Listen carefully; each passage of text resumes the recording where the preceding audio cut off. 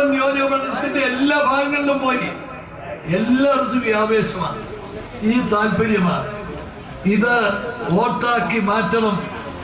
ഒരൊറ്റ വോട്ട് പോലും നഷ്ടപ്പെടാത്ത വിധത്തിൽ കോണിച്ചിഹ്നത്തിൽ വോട്ട് ചെയ്ത് കുഞ്ഞാലിക്കുട്ടിക്ക് വൻപിച്ച ഭൂരിപക്ഷം.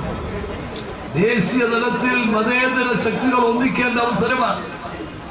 ആ വലിയ മുന്നേറ്റത്തിൽ ശ്രീ കുഞ്ഞാലിക്കുട്ടിക്ക് ഒരു വലിയ ഡൽഹിയിൽ പങ്കുവഹിക്കാനുണ്ട്. ഇന്ത്യൻ നാഷണൽ കോൺഗ്രസിനോടൊപ്പം നിന്ന് ആ പങ്കുവഹിക്കാൻ അദ്ദേഹത്തിന് അവസരമുണ്ടാകണം. അതിന് അദ്ദേഹത്തെ ഒരു വിജയിയായി ഒരു വലിയ ഭൂരിപക്ഷത്തോടു കൂടി ഡൽഹിയിലേക്ക് പോകാൻ സാധിക്കും. നമ്മൾ വിചാരിച്ചാൽ സാധിക്കും.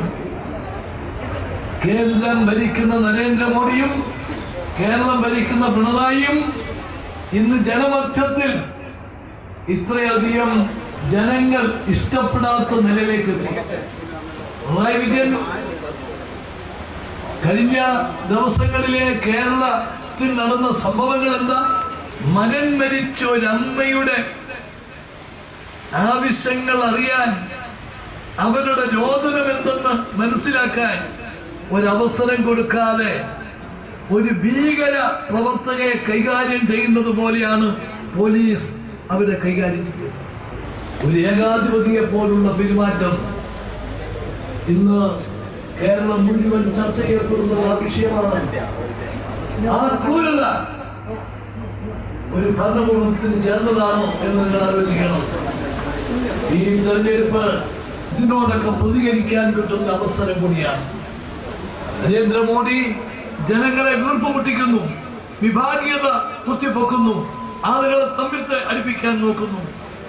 കേരളത്തിൽ യാതൊരുവിധ മര്യാദകളും പാലിക്കാത്ത വിധത്തിലുള്ള അടിച്ചമർത്തലിന് വേണ്ടി ശ്രമിക്കുകയാണ്. അപ്പൊ ഇതിനെല്ലാം ശക്തിയായിട്ട് പ്രതിഷേധിക്കുന്ന ഒരു വിധിയെഴുത്ത് ഈ തെരഞ്ഞെടുപ്പിൽ ഉണ്ടാകണം. അതിന് നിങ്ങൾ എല്ലാവരും കോണിച്ചിഹ്നത്തിൽ വോട്ട് ചെയ്ത് ശ്രീ കുഞ്ഞാലിക്കുട്ടിയെ വിജയിപ്പിക്കണമേ എന്ന് ഞാൻ വിനീതമായി അഭ്യർത്ഥിക്കുക. കുഞ്ഞാലിക്കുട്ടി ഡൽഹിയിൽ അദ്ദേഹത്തിന് വലിയൊരു ഉത്തരവാദിത്വം നിറവേറ്റാനുണ്ട്. ആ ഉത്തരവാദിത്വം ഇന്ത്യൻ നാഷണൽ കോൺഗ്രസിനോടൊപ്പം നിന്നുകൊണ്ട് നിറവേറ്റാൻ അതിനുള്ള സാഹചര്യം കൊടുക്കണം. 2011 UDF ഗവൺമെന്റ് കേരളത്തിൽ അധികാരത്തിൽ വരുമ്പോൾ 2 MLA-മാരുടെ ഭൂരിപക്ഷം ഉണ്ടായിരുന്നത്. പലരും ഞങ്ങളെ പരിഹസിച്ചു. എത്ര നാളുണ്ടാകും ഈ ഗവൺമെന്റ്? 3 മാസം 6 മാസം പരമാവധി സമയം വന്നത് 1 കൊല്ലം. ഒരാളും 5 കൊല്ലം ഭരിക്കുമെന്ന് ധരിച്ചില്ല. പക്ഷേ UDF ഗവൺമെന്റ് 5 വർഷം ഭൂരിപക്ഷത്തിന്റെ ഒരു പ്രശ്നമേ ഇല്ലാത്ത വിധത്തിൽ വികസനവും കരുതലും ആപ്തവാക്യമാക്കി അത് കാലാവധി പൂർത്തിയാക്കി. അത് ഒരാളുടെ കഴിവല്ല, ഒരു ടീം വർക്കിന്റെ ഫലമാണ്. ഒന്നിച്ചു നിന്ന് സംഘടിതമായി യോജിച്ച് പ്രവർത്തിച്ചതിന്റെ റിസൾട്ടാണ്. ആ ടീമിലെ ഒരു പ്രധാന കണ്ണിയാണ് ശ്രീ PK കുഞ്ഞാലിക്കുട്ടി എന്ന് പറയാൻ നമുക്ക് സന്തോഷമുണ്ട്. ഞാൻ വീണ്ടും ഓർപ്പിക്കുന്നു, നമ്മുടെ ഒരൊറ്റ വോട്ട് പോലും പോൾ ചെയ്യാതിരിക്കരുത്.